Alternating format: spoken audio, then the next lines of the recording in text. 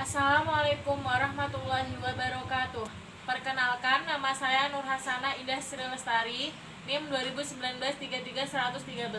Saya mahasiswa Universitas Muria Kudus dari program studi pendidikan guru sekolah dasar kelas 3C. Di sini saya bersama dengan murid saya yang bernama Intan dari kelas 2 SDN 3 Sidik Gede.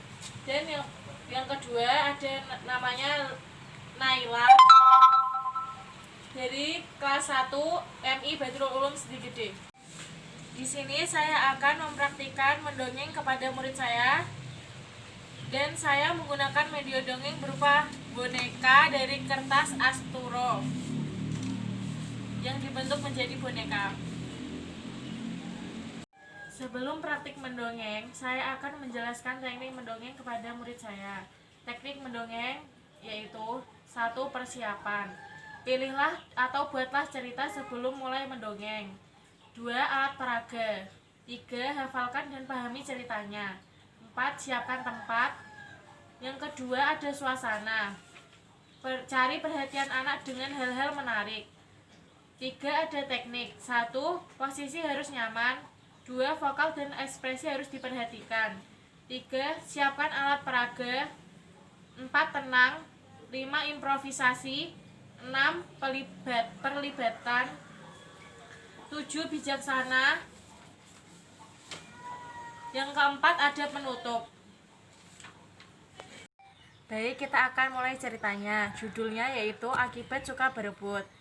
Dahulu kala, ada 2 saudara yang hobi memanah. Hari ini mereka ingin berburu di padang. Biasanya di sana banyak angsa yang melintas. Mereka berdua sangat suka memakan daging angsa. Setelah mengambil busur, mereka berangkat ke padang rumput. Cepatlah Dik, aku sudah tak sabar lagi ingin menangkap angsa dan makan malam ini, ajak sang kakak. Si adik pun bergegas mengikuti kakaknya. Begitu sampai, keduanya bersembunyi di balik semak-semak. Tentu saja agar angsa tidak mengetahui keberadaan mereka.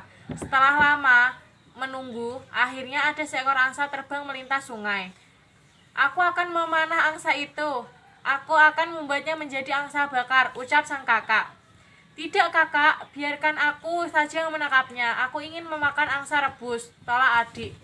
Tidak adikku, aku yang lebih dulu melihat angsa itu, dan aku akan membakar daging angsa itu, ujar sang kakak tak mau kalah. Tapi aku lebih muda darimu, harusnya kau mengalah dan membiarkanku merebus angsa itu, seru adik. Kedua kakak beradik itu justru sibuk bertengkar. Mereka bahkan tidak menyadari bahwa angsa buruan mereka pun sudah terbang jauh. Lebih baik kita minta pendapat kakek saja, mungkin bisa memberi keputusan yang adil untuk kita, usul sang kakak. Sang adik pun setuju. Mereka pulang ke rumah untuk meminta saran kakek mereka. Begitu sampai di rumah, sang kakak menceritakan apa yang terjadi. Kakek justru tertawa. Kenapa tidak kalian bagi 2 saja angsa itu? Separuh bisa dibakar dan separuhnya lagi bisa direbus. Saran sang kakek. Wah, benar juga kata kakek. Mengapa aku tidak berpikiran seperti itu? Kakak setuju dengan kakek. Begitu pula sang adik. Tunggu apa lagi kak? Ayo kita kembali ke padang rumput untuk memanah angsa itu, ajak adik. Mereka pun kembali ke padang rumput, tapi terlambat. Angsa sudah tidak ada di sana. Andai kita tadi tidak bertengkar, mungkin saja sudah bisa menangkap angsa itu. Lihat sekarang, angsa itu sudah pergi entah kemana. Kita pun tidak bisa makan daging angsa malam ini, sesal sang kakak. 2 bersaudara itu benar-benar menyesal tindakan bodoh mereka. Tidak seharusnya mereka mementingkan diri sendiri. Pesan moralnya yaitu, akibat berebut tidak akan menuai hasil. Alangkah baiknya jika kita saling berbagi. Sekarang giliran murid saya yang akan menceritakan apa yang telah saya ceritakan. Cerita akibat berebut.